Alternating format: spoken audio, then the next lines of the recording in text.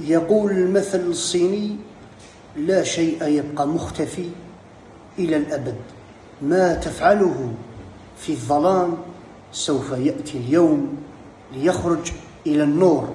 شكون الأول اللي دخل الكاشيات وبدا يبيع فيهم في زيرالدا؟ يلا هاد شوف الدراري صغار، شكون؟ الحمراء، الزرقاء، بكري، شكون؟ مصطفى آسان.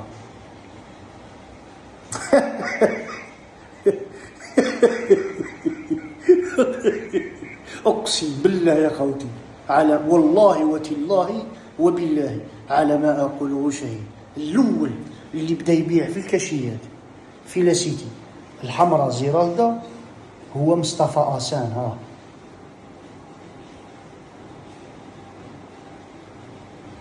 شكون الأول في زيرالدا اللي بدا يخدم بالعاهرات مع يماه، ويجيب اليماه العاهرات في زيرالدا في لاسيتي الحمراء، يدخلهم اليماه وباباه يشوف ويماه تشوف، والعاهرات هذو يخدم بيهم هو ويماه ويبيتوهم عندهم، ومرت خوه كومبليس معاه. ها هو إذا حمزة آشمي.